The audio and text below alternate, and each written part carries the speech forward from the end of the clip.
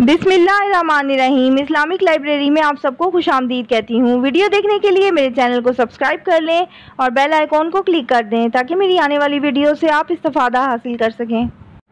बकीउल गरकद। बकी अरबी ज़बान में उस ज़मीन को कहते हैं जहाँ मुख्तलिफ़ किस्म के दरख्तों की जड़ें ज़ेरे ज़मीन फैली हुई हों, और गरकद एक कांटेदार दरख्त का नाम है। ये दरख्त चूँकि बकी में बड़ी कसरत से था, इसलिए इस जगह का नाम बकीउल गरकद पड़ गया। जब इस ज़मीन को कब्रिस्तान बनाने का इरादा हुआ तो तमाम दरख्तों को काट दिया गया, ताहम नाम जो पड़ गया था वो रह गया। इसे जन्नतुल बकी भी कहते हैं। ये मदीने का मशहूर कब्रिस्तान है। यहाँ तकरीबन 10,000 सहाबा कराम रज़ी अल्लाह अन्हुम मदफून हैं। हज़रत खदीजा रज़ी अल्लाह अन्हा और हज़रत मैमूना रज़ी अल्लाह अन्हा के अलावा हज़रत मोहम्मद सल्लल्लाहु अलैहि वसल्लम की तमाम अज़वाज मुतहरात, आपकी साहबजादियाँ, ताबीन की खासी बड़ी तादाद और बड़े सहाबा में से हज़रत उस्मान गनी रज़ी अल्लाह अन्हु सब यहीं मदफून हैं। इनके अलावा उम्मत के बेशुमार बुजुर्गान दीन, औलिया अल्लाह, अहले ज़हद व तक़वा, बड़े बड़े फुक़हा और मुहद्दिसीन यहाँ मदफून हैं। जिन सहाबा कराम और दीगर बुजुर्गों की कब्रों के महल वक़ू की तायुन मौरख़ीन के अक़वाल और जदीद व कदीम नक्शों की मदद से हो सकी, उसका एक तख़मीनी नक्शा तैयार किया गया है। हज़रत उस्मान गनी रज़ी अल्लाह अन्हु जब शहीद किए गए तो जन्नतुल बकी के करीब मशरक़ी जानिब हश कोकब, बाग़े कोकब नाम एक अहाता था, उसी अहाते में दफन किए गए। जब अमीर माविया रज़ी अल्लाह अन्हु के दौरे हुकूमत में जन्नतुल बकी की तोसी हुई तो बाग़े कोकब बकी में शामिल हो गया। इसके बाद भी कई दफ़ा इसकी तोसी हुई। बार बार की तोसी की वजह से हज़रत उस्मान रज़ी अल्लाह अन्हु की कब्र बकी के दरमियान आ गई। हज़रत मोहम्मद सल्लल्लाहु अलैहि वसल्लम की औलाद अमजाद में हज़रत फ़ातिमा ज़हरा, हज़रत रुकैया, हज़रत उम्मे कलसूम, हज़रत ज़ैनब, हज़रत इब्राहीम रज़ी अल्लाह अन्हुम यहीं दफन किए गए। इन सब की कब्रें बकी में मुख्तलिफ जगहों पर वाक़ हैं। हज़रत मोहम्मद सल्लल्लाहु अलैहि वसल्लम की दो बीवियाँ हज़रत खदीजा और हज़रत मैमूना रज़ी अल्लाह अन्हुमा मक्का में दफन हुई। बाकी अज़वाज मुतहरात सब बकी के अगले हिस्से में एक ही जगह पर करीब करीब मदफून हैं। जन्नतुल बकी में ही आप सल्लल्लाहु अलैहि वसल्लम के चचा हज़रत अब्बास रज़ी अल्लाह अन्हु, आपकी फूफियाँ हज़रत सफ़िया रज़ी अल्लाह अन्हु और हज़रत आतिका रज़ी अल्लाह अन्हु की कब्रें भी मौजूद हैं। हज़रत मोहम्मद सल्लल्लाहु अलैहि वसल्लम के नवासे हज़रत हसन रज़ी अल्लाह अन्हु, उनकी दादी जान यानी हज़रत अली रज़ी अल्लाह अन्हु की अम्मा हज़रत फ़ातिमा बिनते असद रज़ी अल्लाह अन्हु, हज़रत मोहम्मद सल्लल्लाहु अलैहि वसल्लम के चचाज़ाद भाई अकील बिन अबू तालिब रज़ी अल्लाह अन्हु और अब्दुल्ला बिन जाफ़िर बिन अबू तालिब रज़ी अल्लाह अन्हु भी इसी कब्रिस्तान में मदफून हैं। इन हज़रात के अलावा दीगर सहाबा में हज़रत Usman bin Mazun, Saad bin Abi Waqqas, Abdurrahman bin Auf, Asad bin Zurara, Abdullah bin Masud और साद बिन माज रज़ी अल्लाह अन्हुम भी इसी शहर खामोशा में आराम फरमा हैं। सहाबा कराम रज़ी अल्लाह अन्हु के अलावा इमाम मालिक, हज़रत ज़ैनुल आबिदीन और हज़रत जाफ़िर सादिक रहमहुमुल्लाह ताला भी इसी जन्नतुल बकी में दफन हुए।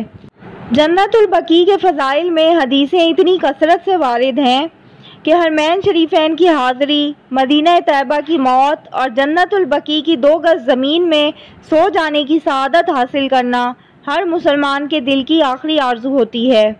हज़रत मोहम्मद सल्लल्लाहु अलैहि वसल्लम का इरशाद है, जिसको ऐसा सुनहरी मौका हाथ आ जाए कि उसकी मौत मदीना में हो तो उसको ये मौका हासिल करना चाहिए, इसलिए कि जो मदीना में मरेगा उसके लिए मैं शफाअत करूँगा। इस इरशाद के सुनने के बाद कौन साहिब ईमान होगा जिसका दिल मदीना तैयबा में मरकब जाने के लिए बेताब ना होगा।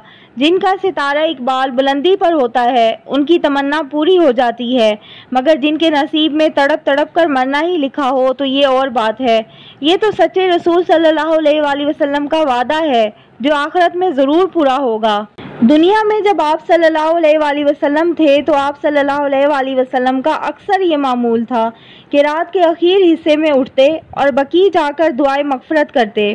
हज़रत आयशा सदीक़ा रज़ी अल्लाह अन्हा फरमाती हैं, जब रसूल अल्लाह सल्लल्लाहु अलैहि वसल्लम रात उनके यहाँ गुजारते तो आखिर शब में उठकर बकी तशरीफ़ ले जाते और फरमाते, सलामती हो तुम पर ए मोमिनीन की बस्ती में रहने वालों, तुम्हें मिल गया जो तुमसे वादा किया गया था। कल हमारा भी वक्त मुकर्रर आने वाला है, इंशाअल्लाह हम भी तुमसे आ मिलेंगे। اے اللہ بقیع غرقت والوں کی مغفرت فرما۔ ایک روایت میں ہے حضرت محمد صلی اللہ علیہ وآلہ وسلم نے ارشاد فرمایا، میرے پاس جبریل آئے اور کہا، آپ کا پروردگار آپ کو حکم دیتا ہے کہ اہل بقیع کے پاس جا کر ان کے لیے مغفرت کی دعا کریں۔ حضرت عائشہ صدیقہ رضی اللہ عنہا کو حضور صلی اللہ علیہ وآلہ وسلم سے دین سیکھنے کا بڑا شوق تھا۔ پوچھنے لگیں، اے اللہ کے رسول صلی اللہ علیہ وآلہ وسلم، میں بقیع والوں سے کیا کہا کروں؟ حضور صلی اللہ علیہ وآلہ وسلم نے فرمایا، کہو، سلامتی ہو مومنوں اور مسلمانوں کی بستیوں میں بسنے والوں پر، اور اللہ تعالی ہم میں سے جو آگے گئے اور جو پیچھے آنے والے ہیں ان سب پر رحم فرمائے، اور ہم بھی اگر اللہ نے چاہا تو تم سے آ ملیں گے۔ صحابہ کرام رضی اللہ عنہم کی بہت بڑی تعداد جنت البقیع میں مدفون ہے، مگر کسی صحابی یا کسی تابعی نے ان کی محترم قبروں پر کوئی قبہ یا کوئی عمارت تعمیر نہیں کی، اس لیے کہ ان حضرات کو علم تھا کہ حضرت محمد صلی اللہ علیہ وآلہ وسلم نے اس سے منع فرمایا ہے۔ چنانچہ صحابی رسول صلی اللہ علیہ وآلہ وسلم حضرت جابر رضی اللہ عنہ فرماتے ہیں، قبروں کو پختہ کرنا، اس پر بیٹھنا اور اس پر کوئی بھی عمارت بنانا سب حرام ہے، رسول اللہ صلی اللہ علیہ وآلہ وسلم نے منع فرمایا ہے۔ لیکن صدیوں بعد لوگوں نے صحابہ کی بہت سی قبروں پر قبے بنوا دیے۔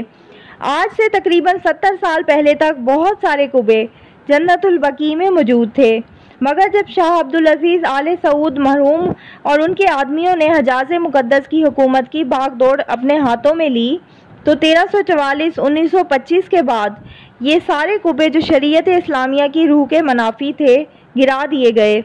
چنانچہ تمام قبریں اپنی سابقہ حالت پر لوٹ آئیں، جس حالت پر اللہ کے رسول صلی اللہ علیہ وآلہ وسلم، صحابہ اور تابعین کے زمانے خیر القرون میں تھیں۔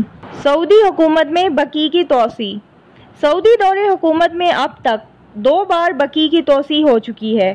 پہلی توسیع شاہ فیصل مرحوم کے زمانے میں ہوئی اور دوسری توسیع شاہ فہد نے چند برس پہلے کرائی۔ بقیع سے شمالی جانب ایک احاطے میں حضور صلی اللہ علیہ وآلہ وسلم کی 2 پھوپھیاں حضرت صفیہ رضی اللہ عنہ اور حضرت عاتقہ رضی اللہ عنہ کی قبریں تھیں، اس لیے اس احاطے کو بقیع الاموات پھوپھیوں کا قبرستان کہا جاتا تھا، جس کا رقبہ 3493 مربع میٹر تھا۔ بقیع الاموات اور جنت البقیع دونوں قبرستانوں کے درمیان ایک گلی کا فاصلہ تھا، جس کا رقبہ 824 مربع میٹر تھا۔ اس کے علاوہ جنت البقیع کی شمالی جانب ایک تکون جگہ خالی پڑی تھی، جس کا رقبہ 1612 مربع میٹر تھا۔ شاہ فیصل مرحوم نے بقیع الاموات، گلی اور تکون کی خالی زمین تینوں کو، جن کا مجموعی رقبہ 5929 مربع میٹر ہوتا ہے، جنت البقیع میں داخل کرنے کا حکم جاری کیا۔ 1390 میں کنکریٹ کی دیواروں سے پورے قبرستان کی احاطہ بندی کر دی گئی۔ اندر راستوں کو پختہ کر دیا گیا تاکہ بارش کے ایام میں تدفین کے لیے آنے والوں کو آمد و رفت میں سہولت ہو۔ مدینہ منورہ کی آبادی میں اضافے کی وجہ سے دوبارہ اس قبرستان میں توسیع کی ضرورت محسوس ہوئی تو خادم حرمین شریفین شاہ فہد نے مزید توسیع کے احکامات جاری کیے۔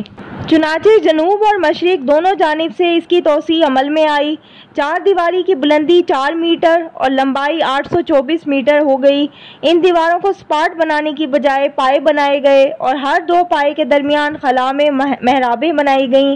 بعض محرابیں کمان کی شکل کی ہیں اور بعض چکور۔ پھر ان محرابوں کے خلا میں لوہے کی سیاہ جالیاں لگائی گئی ہیں۔ قبرستان میں جانے کے لیے بہت سے راستوں اور ذیلی دروازوں کے علاوہ ایک صدر گیٹ بھی بنایا گیا ہے۔ یہ تھی میری آج کی ویڈیو۔ امید کرتی ہوں آپ کو ویڈیو بہت پسند آئی ہوگی۔ دعاؤں میں یاد رکھیے گا۔ اللہ حافظ۔